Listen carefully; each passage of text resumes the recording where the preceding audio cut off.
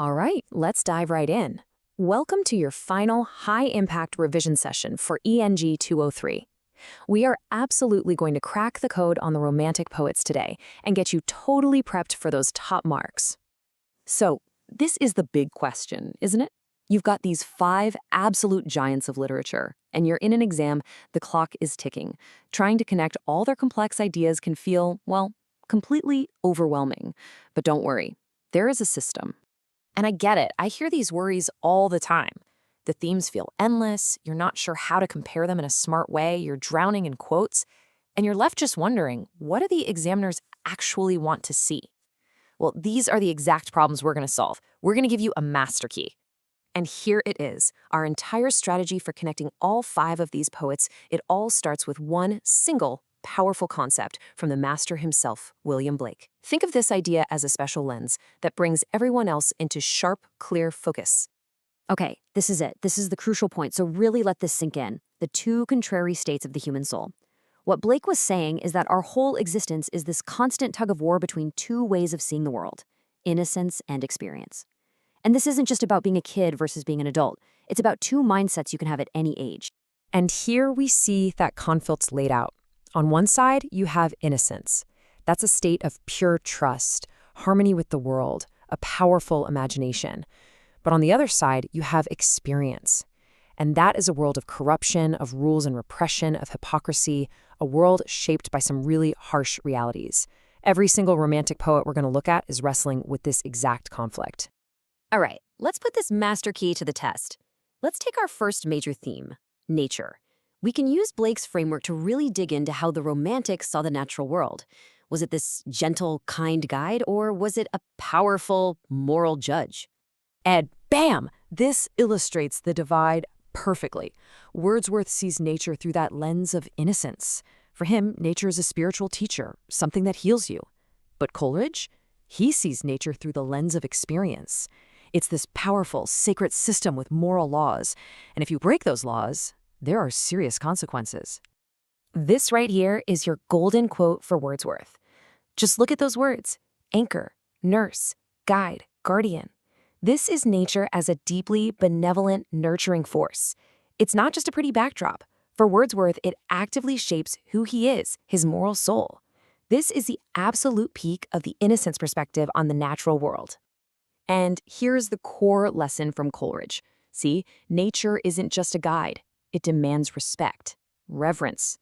In The Ancient Mariner, killing that albatross is a sin against the sacred system of nature, and the punishment is devastating. Nature becomes a moral judge, reflecting a world of actions and consequences, a world of experience. Okay, let's switch gears. Now we're going to apply that experience lens to society itself. And when it comes to diagnosing the corruption that crushes innocence, Blake is the undisputed master. This is honestly one of the most powerful images in all of English literature. Mind-forged manacles. Blake is saying the real prisons aren't made of iron bars. The real prisons are the chains of control and repression that we're taught by a corrupt society, the ones we lock on ourselves. This is the ultimate statement on the state of experience. And he was very specific about who was forging these manacles. He pointed the finger at every major institution: the church and its hypocrisy, the state and its control, industrial capitalism and its exploitation, even the family and our own minds for carrying out these oppressive rules. Now watch how this builds. Percy Bysshe Shelley takes Blake's incredibly sharp critique of this state of experience, and he turns it into a full-blown call to action. For Shelley, if society is this corrupt, it doesn't just need to be tweaked, it needs to be torn down and started over.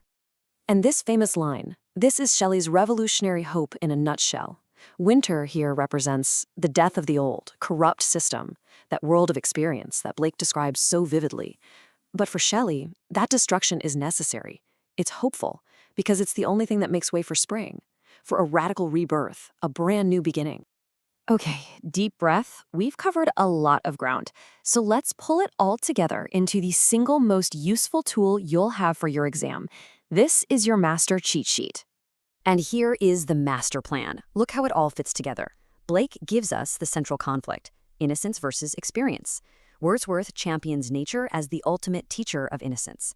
Coleridge shows us nature as the ultimate judge of experience. Shelley takes Blake's critique of a society stuck in experience and demands a revolution. And Keats? Well, Keats grapples with the final ultimate consequence of experience, mortality. He's desperately searching for a truth and beauty that can survive in a world where innocence is gone and death is a certainty. It's a profound answer to the problem Blake sets up. All right, for our last section, let's get really practical. We're going to focus on a high-probability exam question that ties our master key together perfectly. Think of this as your secret weapon. If you get a question on Blake, contrasting the lamb and the tiger is your ticket to a top score. The lamb is the perfect symbol of innocence. It's gentle, pure, and it trusts in a kind, loving creator. The tiger, on the other hand, is its terrifying opposite. It's a symbol of experience, powerful, destructive, and it forces us to question the morality of any creator who could design such a fearsome thing. This is the question at the very heart of the poem, and you could say it's the central question of Blake's entire life's work. And notice, he never gives you an answer.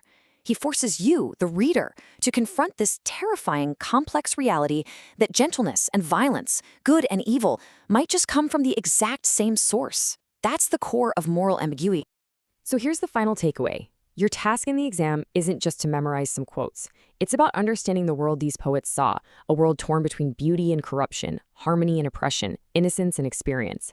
If you can show the examiner that you understand that fundamental struggle, you will do brilliantly. Good luck.